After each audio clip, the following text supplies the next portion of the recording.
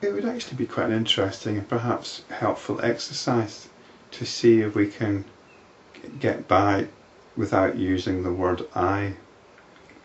But not doing it in a stilted sense like some science fiction character. When we say I breathe, I am breathing, it seems to imply that I am doing something, but I'm not doing anything. Breathing is happening. If I say I'm scratching my head, there's just scratching the head. Where's the I? If I scratch my head, what you see is a hand scratching the head. There's scratching going on.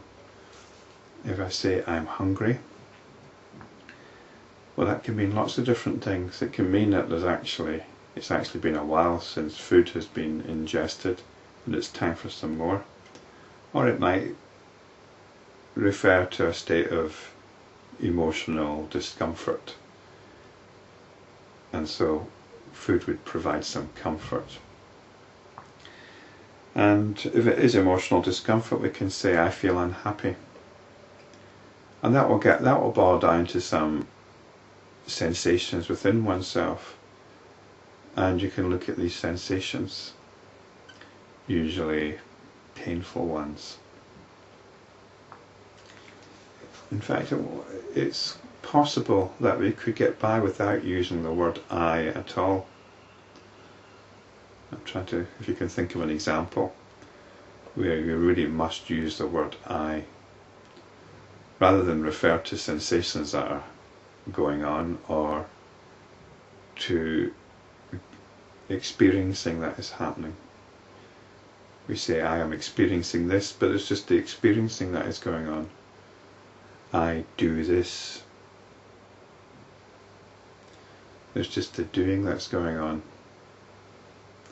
I have this intention. I have an intention to make a video. Well, that means there's a notion that a future event might happen. In reality, because the inner awareness in all these combinations is non-different from the infinite consciousness, there is no subject-object relationship between them. Hence one does not experience the other, gain the other, or change or modify the other. O Ram, all that I have said above is but a play of words to help your comprehension. There is no such thing as I, or the world, the combination of atomic particles, etc. We describe the world as physical, as made up of atoms and molecules. But that's a story, that's a scientific story, and it's a very useful story in many ways. But as I said previously, the atomic particles and molecules are really the fundamental notions that we've got about things, which give rise to more complicated notions and more abstract notions perhaps.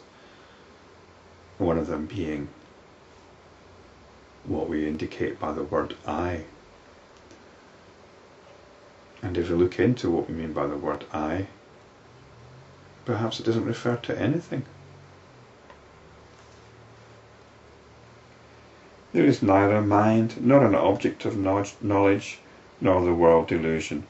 Just as water acquires the appearance of a whirlpool with a personality of its own, consciousness seems to give the appearance of I, etc. within itself. But consciousness is consciousness only, whether it thinks of itself as Lord Shiva or as a little jiva. A whirlpool is not a homogeneous thing.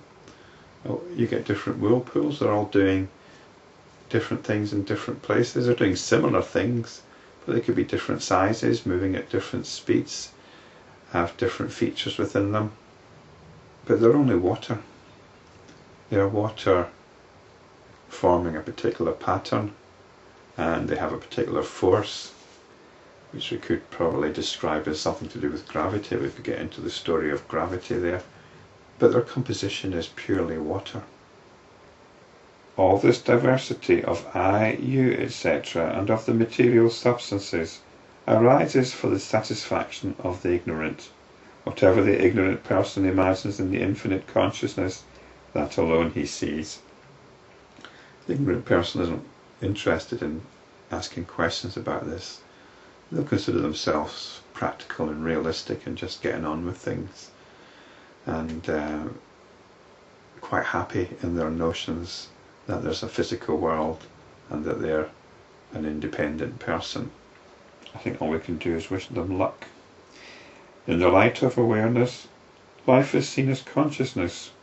When it is regarded as life, life appears to be no more than life. There is in reality no essential distinction between life and consciousness. In the same way, there is no real and essential distinction between the individual, the jiva, and the cosmic being, Shiva.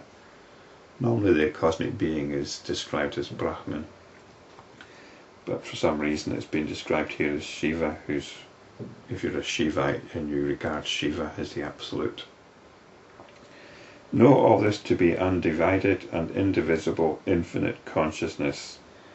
I would suggest here that life is being spoken of in a grander sense.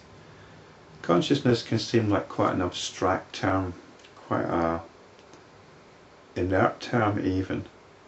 But if you understand life as consciousness, we're not talking about life in contrast to death, which is an interesting differentiation. But we're talking about life as the vibrancy of everything. So we can say there's life in a rock, there's life in a video camera, there's life not just in nature but in everything which arises in the field of consciousness. It's all of the nature of consciousness. It's alive. And it's quite possible that from this point of view this is described as immortality, because there can be no such thing as death. Life and death are two notions which we usually live in accordance with and take for granted. But from the point of view of pure awareness, pure consciousness, they're just other notions which have no relevance to our essential consciousness, which is infinite and could be described as immortal.